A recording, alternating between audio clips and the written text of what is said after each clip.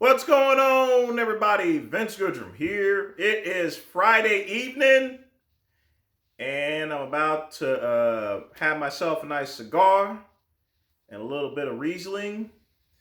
But the reason why I wanted to make this video, and I got a couple other things going out, I just wanted to, touch base on a couple of mundane things that a lot of people have been speaking about in the comment section, basically. And this is very important because, I think I've explained this on other videos. A lot of people have disagreements about me talking about Frank Tufano when they have the perception that I'm up here spending a whole shitload of money and everything like that on clothes and alcohol and partying and stuff like that. Yet I live in a mobile home and everything. And here's a couple of truths that I have to bring upon you people here. And hopefully the advice that I give you, you can take and put in your own life in order to make it better. Maybe you can, maybe you can't. So first off, let's take a look at clothing. Okay? Most people think I'm spending hundreds and hundreds and hundreds of dollars on clothing. If you think I'm spending hundreds and hundreds and hundreds of dollars on clothing, then you are wrong! Wrong! Now, I've already previously made videos on how to purchase clothes from the Goodwill, basically. Clean them up and wear them, basically. But, as far as the other things, such as the suede jacket that I had on and the turtleneck and everything, if you shop around and check out the deals itself, you can get high quality, clothing at a very affordable price. I only spent $69 for that suede jacket there. The turtleneck actually was $11 off of Amazon, but I still made sure that it was 100% cotton. Okay? And that's the way you have to do. You have to balance out your clothing as far as to what is expensive and what isn't expensive, Because the truth of the matter is, just because you spend a whole bunch of money on clothing doesn't mean that you're going to get the extended value. Take Gucci horsebit loafers, for example.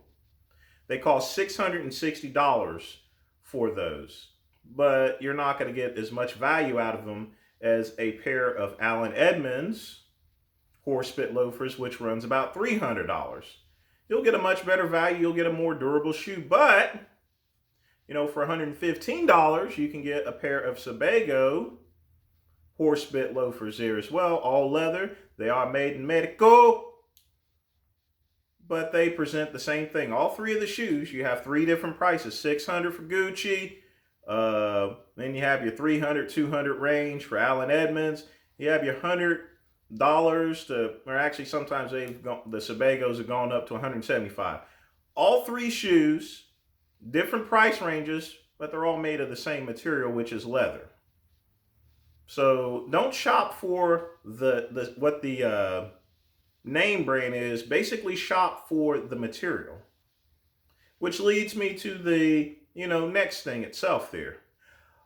If you spend more time buying more high quality products rather than a quantity of them, then you're going to get more bang for your buck. Now, all the clothing that I wear, I buy of high quality, but as far as the quantity of clothing, for the most part, I actually use what's called a capsule wardrobe system. That means that you're buying high quality items that are interchangeable.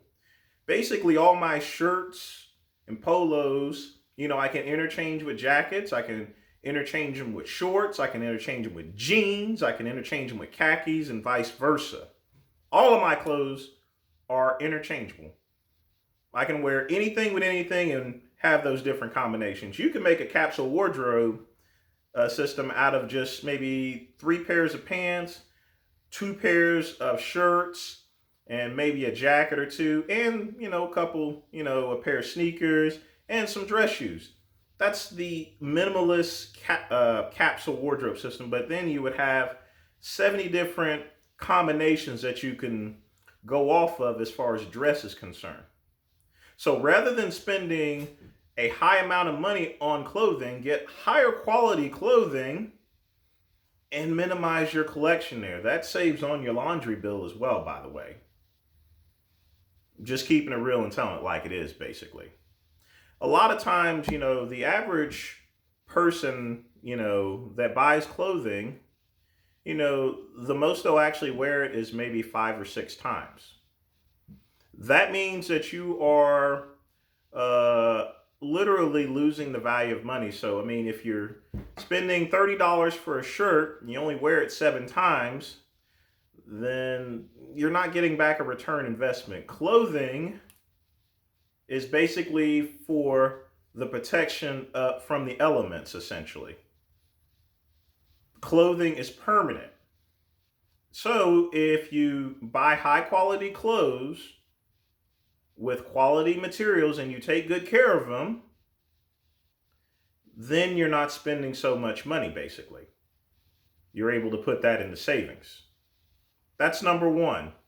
So as far as clothing and stuff like that, it's all a facade, basically, as far as my clothing is concerned. I may wear a suede jacket and a turtleneck and jeans is one of the biggest things here. Don't spend $100 on jeans. I got a pair of Levi Strauss jeans from Walmart for $12.99. And then I put it on my Sam's Club membership because they sell Levi Strauss at Sam's Club and Walmart. Just remember, both of those are the same. I get points back for that, basically. So also make sure you combine your cards. If you have a Sam's Club and you buy a bunch of stuff from Sam's Club, you get points from there. If you use your Amex card to pay for your purchases, you get your Amex points. You get your Sam's Club points as well. So basically, you're paying yourself back, but you're still getting better material. Spent $12 on my pair of pants, on my jeans. $12. That's it. Got a couple pair. I bought them in bundle. I have a couple of dark and I have light collection there. That's the same with polos. You can get Members Mark Performance Polos, $8. Same quality, same material is what you would get for something that is, $30 or $40. Now me, I do have a Brooks Brother polo that I spent like $90, but that's what you call a splurge.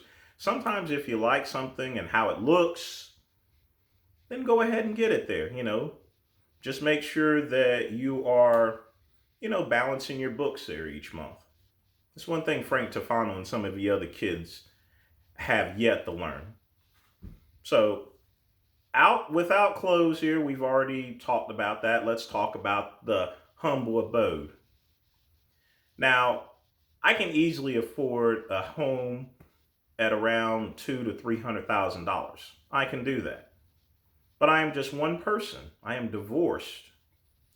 What the hell do I need a 4 or 5 bedroom house for?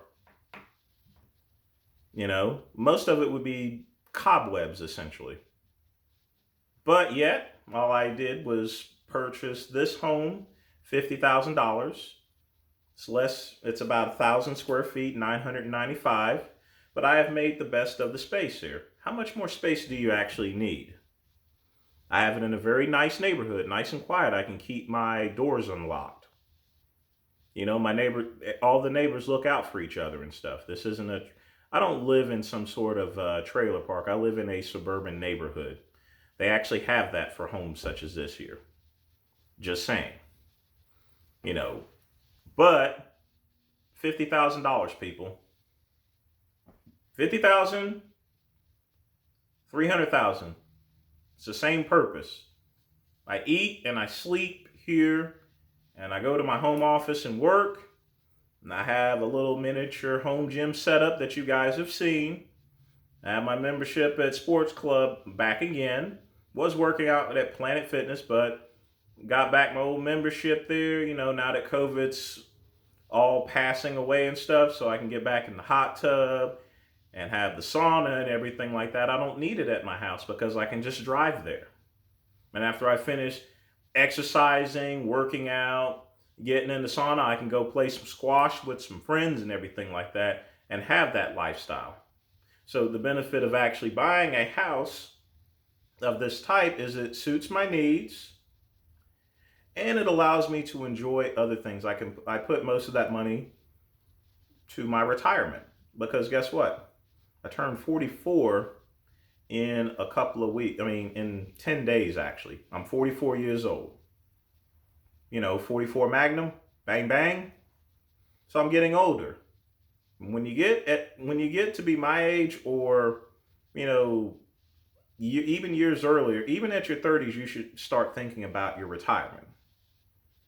And so in thinking about retirement, you also have to think about purchases as far as to how you spend money. Another thing Vegan Gains and all these other YouTube idiots cannot understand. They're just blowing their wad, basically. All on one girl, one whore. And by the time they get older, they're going to realize it, and then it's going to be too late. So that's why I have this home for. And that's why I spent $50,000. Who the fuck am I going to be impressing? And that's another thing. Don't buy something just to impress someone. Okay? Now, I have a 1994 Mercedes out there that I bought off a farmer for $2,500 a couple of years ago. The paint is faded. But the air conditioning and the heat work in it, it still has its cassette changers in it, which, I'm going to go to Best Buy one of these days and put one of those little cheap $30 radios in where I can, use my phone to Bluetooth it and play some tunes. The thing actually has Bose speakers in it, surprisingly enough. But even with the faded paint there, and it has over 200,000 miles, it's never let me down on the road. It's never left me out on the side of the road. And I've not had to have any major repairs. The only thing that I've actually done to it is change the fucking battery in it, which was like $150. Mercedes has very expensive batteries, by the way. And I've also changed the tires. I got Pirelli tires on them. Went to Sam's Club again, paid $85 a tire. Top the line. Slapped them on. Got the battery along with it. Did all of that all at once. Put that on my Sam's Club to get my points there. Then paid for it with my Amex card. It's a system of things. Most of the time I try to buy as much stuff as I can on my Sam's Business Club card. And I use my Amex card to pay it so I can get double points on everything. That's what you call smart thinking. And remember, when you have a Sam's Club business membership, it's not just what's in the store, but it's also what's on their fucking website. That makes sense, people? So you can even so basically every time I use my Amex card with my Sam's Business Club membership, I'm accruing points here and I'm accruing points there. So I'm maximizing the amount of money that I'm getting, and I'm minimizing my costs for food, for clothing, and everything else. Period. So now that we've talked about cars and clothing and everything like that, finally, we have to talk about investing and saving. Okay? Now, if you have trouble saving, do this basically. If you work at a particular job, just simply take your paycheck and have some of it deposited in one account, have the rest of it deposited in another account. Try to do $50 a week, okay? If you do $50 a week, that's $200 a month.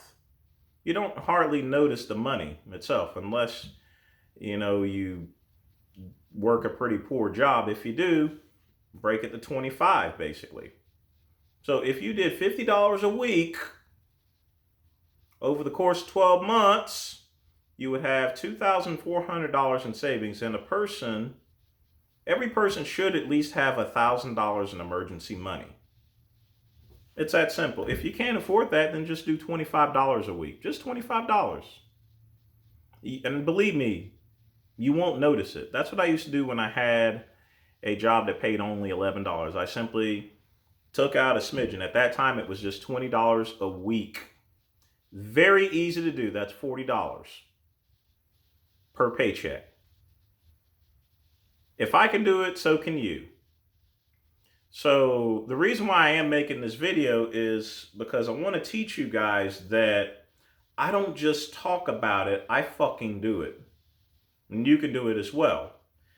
I also have a website, thegoodrumgroup.com, which I'm going to publish down below this video so you can learn some other savings tips, such as how to spend only $30 a month in groceries. Now, I can go over that, but I would prefer you motherfuckers to read it. But that's all I got to say. I know this is a 15-minute video, but, you know, when you're talking about, you know, addressing comments in the gallery and everything like that, I love my fans, basically. If you like what I'm talking about, then subscribe, okay? But I'm always going to answer my peoples. I'm going to answer my fellow piss troopers, my brothers, my get biggers and everything. You know what I'm saying? My get biggers and my niggas. Alright? I'll talk to you guys later. Peace.